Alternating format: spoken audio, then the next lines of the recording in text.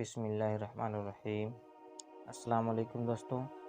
وہ کون سی عورتیں ہیں جن کی کوئی بھی نماز قبول نہیں ہوتی؟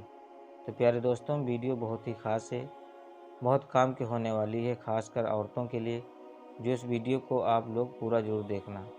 ایک مرتبہ ام حامد رضی اللہ تعالیٰ عنہا رسول اللہ صلی اللہ علیہ وسلم کے پاس آئیں اور کہتی ہیں کہ یا رسول اللہ صلی اللہ علیہ وسلم، میرا جی چاہتا ہے کہ میں آپ کے ساتھ نماز پڑھیں۔ سوچے اس سے بڑی کوئی تمنا یا اس سے بڑی کوئی خواہش ہو سکتی ہے؟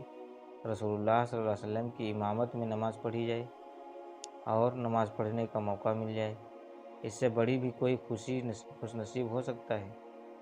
پھر دوستوں، ذرا آگے کی بات بھی غور سے سنیے گا۔ اللہ کے رسول صلی اللہ علیہ وسلم نے فرمایا، میں جانتا ہوں کہ تم میرے ساتھ نماز پڑھنے کو پسند کرتی ہو، لیکن میں کیا کہنا چاہ رہا ہوں ذرا غور سے سننا۔ رسول اللہ صلی اللہ علیہ وسلم نے فرمایا، جو تم اپنے گھر میں نماز پڑھو گی وہ کسی مسجد میں جا کر پڑھنے والی نماز سے بہتر ہے۔ رسول اللہ صلی اللہ علیہ وسلم نے فرمایا، چھپ کے جو عورت نماز پڑھے گی وہ سب سے بہتر ہے۔ ام حامد رضی اللہ تعالیٰ عنہا نے جب یہ بات سنی تو وہ واپس چلی گئیں۔ انہوں نے گھر کے کونے میں نماز کی جگہ طے کی، جہاں اندھیرا تھا، جہاں کسی کی نظر نہیں پڑ سکتی تھی۔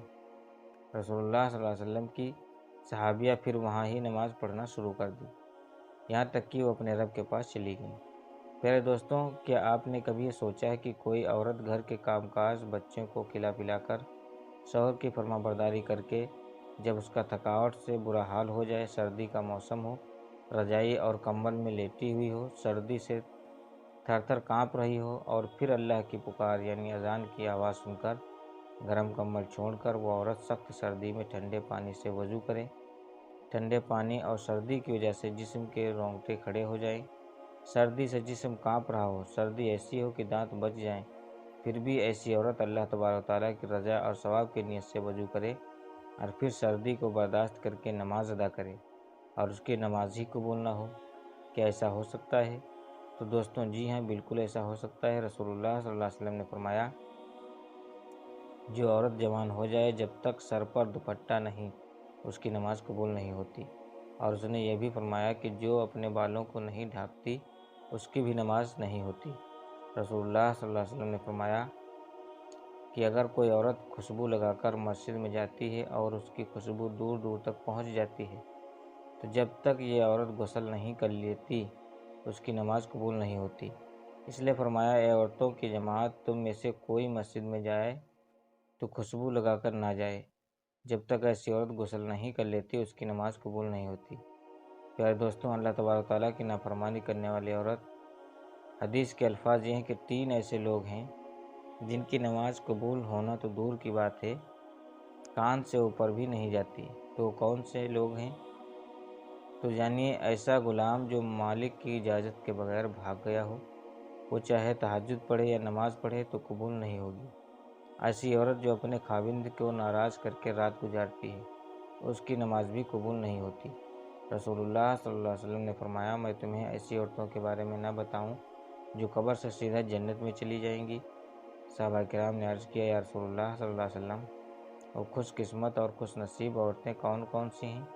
فرمایا، زیادہ بچے جننے والی عورت، یعنی زیادہ بچے پیدا کرنے والی عورت، مرنے کے بعد قبر سے سیدھا جنت میں جائیں گی۔ پھر فرمایا، جب شوہر ناراض ہو جائے تو شوہر کو جلدی راضی کرنے والی عورت، جب شوہر ناراض ہو جائے تو شوہر کے ہاتھوں میں ہاتھ رکھ کر جو بیوی کہتی ہو، اے میرے سرتاج، جب تک آپ راضی نہیں ہوں گے میں کھانا نہیں کھاؤں گی، جب تک آپ راضی نہیں ہوں گے مزید زیب زینت نہیں کروں گی، جب تک آپ راضی نہیں ہوں گے میں اس وقت تک اپنی آنکھوں میں کاجل سرما نہیں لگاؤں گی۔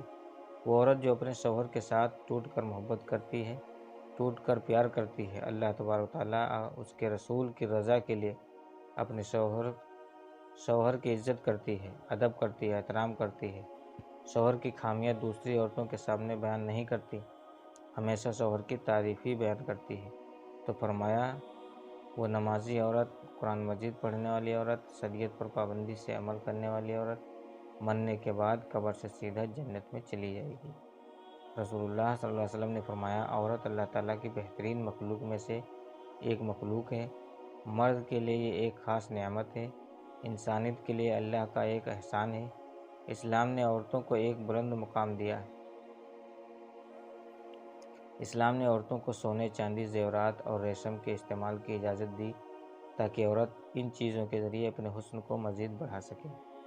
رسول اللہ صلی اللہ علیہ وسلم نے ارشاد فرمایا، یہاں تک کہ فرمایا کہ میرے صحابہ، جب تم کافی عرصے بعد سفر سے واپس لوٹو تو اچانک گھر میں نہ چلے جایا کرو، بلکہ اپنی عورتوں کو اتنا موقع ضرور دو کہ وہ سنور کر خوبصورت ہو کر بڑی پیار اور محبت سے تمہارا استقبال کر سکے۔ مگر ان سارے کاموں کے لیے اسلام نے ایک شرط بھی رکھی ہے کہ عورت بناؤ سنگار کر کے مارکیٹوں کی زینت نہ بنے، عورت بناؤ سنگار کر کے بازاروں کی زینت نہ بنے۔ عورت اپنے آپ کو مزید بناؤ سنگار کریں، یعنی بے حد خوبصورت میک اپ کر کے، مگر صرف اپنے شوہر کے لیے اور اپنے شوہر کو دکھانے کے لیے میک اپ کر سکتی ہیں، غیر محرم مردوں کے سامنے پیش نہ ہو، کیونکہ ایسا کرنے سے اللہ تبارک و تعالیٰ ناراض ہوگا۔ ایسا انسان جو لوگوں کو نماز تو پڑھاتا ہے لیکن لوگ اس کی امامت پر خوش نہیں ہیں، اسے پسند نہیں کرتے، شرط یہ ہے کہ کوئی شرعی سبب ہو، ویسے مزاج کی بات نہ ہو۔ ایسا انسان کی کسی سبب کی وجہ سے لوگ اسے پسند نہیں کرتے تو ایسے انسان کی نماز بھی قبول نہیں ہوتی۔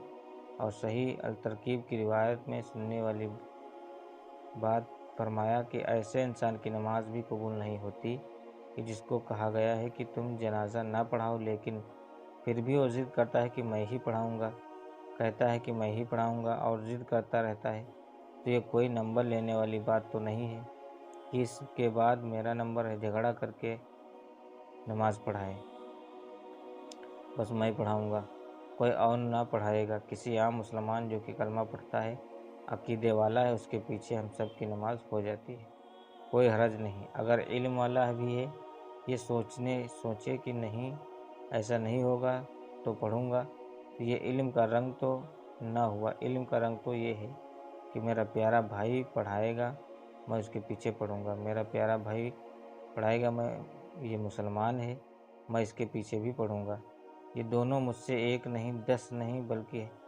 1000 گنا مجھ سے بہتر ہیں، یہ گمان ہونا چاہیے۔